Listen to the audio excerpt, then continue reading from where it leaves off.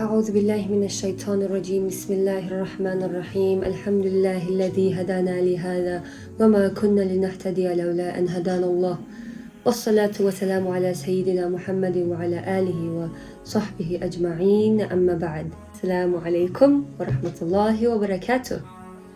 Hello, my beautiful supporters and amazing friends. Welcome back to another tafakkur session. And yes, I am finally back with the third and last part of the interesting story between Musa alayhi salam and Khidr alayhi salam. I will be adding the first two parts, which you can watch by clicking the eye in the top right corner. I feel like it's here, right, you guys? Like, it's here. So yeah, you can just click the eye in the top right corner and you will see two videos. And the tafakkur, the first and second, like basically the tafakkur sessions are in the end of the video.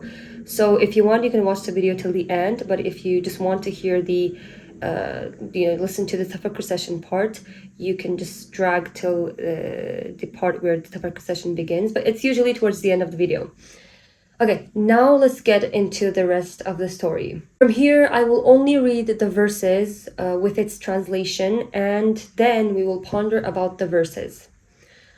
Well, here, I want you to listen carefully because the most important part of the whole story is coming ahead. Like, it's the most significant part, okay, you guys? So please, we're gonna pay full attention. Okay. أعوذ بالله من الشيطان الرجيم أما السفينة فكانت لمساكين يعملون في البحر فأردت أن أعيبها وكان وراءهم ملك يأخذ كل سفينة غصبا. Meaning, as for the ship, it belonged to some poor people working at the sea, so I intended to damage it, for there was a tyrant king ahead of them who seizes every good ship by force. Moving on with the verses. وَأَمَّا الْغُلَامُ فَكَانَ أَبَوَاهُ مُؤْمِنَيْنِ فَخَشِينَا أَنْ يُرْهِقَهُمَا طُغْيَانًا وَكُفْرًا. Meaning, and as for the boy, his parents were true believers, and we feared that he would pressure them into defiance and disbelief. Moving on with the verses. فَأَرَدْنَا أَنْ يُبْدِلَهُمَا رَبُّهُمَا خَيْرًا مِنْهُ زَكَاةً وَأَقْرَبَ رُحْمًا. Meaning, so we hoped that their Lord would give them another, more virtuous and caring in his place. وأما الجدار فكان لغلامين يتيمين في المدينة وكان تحته كنز لهما وكان أبوهما صالحا فأراد ربك أن يبلغا أشدهما ويستخرجا كنزهما رحمة من ربك وما فعلته عن أمري ذلك تأويل ما لم تستطيع عليه صبرا.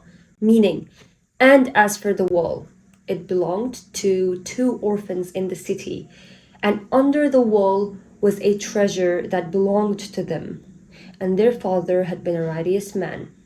So your Lord willed that these children should come of age and retrieve their treasure as a mercy from your Lord. I did not do it all on my own. This is the explanation of what you could not bear patiently. You guys, I have to take a moment to adjust all these that just happened. Oh my god, it's crazy, isn't it? Like, what was all that? It was absolutely mind-blowing, wasn't it? There are a lot of lessons that we should take from this beautiful story. I learned that our planning method and Allah's planning method are completely different. Just think about it. We plan very normally, very simply. For example, let's say there is this young person who is planning to enter university. So they're like, okay, I have to study for the university entrance exams this year. So let's say that I'll spend approximately 8 to 9 months for studying and enter the university entrance exams on May, and towards the end of May I can finally start my summer vacation, like my summer break, until let's say mid-July. During mid-July I will receive my university exam results, and then maybe I'll start applying to it. Like, that's how we plan, don't we? Like, okay, there are some other, like, for example, we make to-do lists. That's how we basically plan. That's what I'm trying to say. We plan like that, right? So that's our planning method. That is like humanly planning method. I doubt if that's even a word. Like, yeah, that's basically humanly planning method. But then there is Allah's planning method, and we can never ever in a million years guess, let alone like knowing and learning his planning method. We cannot even guess about his planning method. And this story is actually like a little explanation of Allah's planning method. It's like this much, maybe 1 or 2% of Allah's planning method. He is the creator. We can never know his plans. His planning method is, we cannot even compare it with our own planning methods. Here, Allah is directly trying to say us that everything is not like it seems.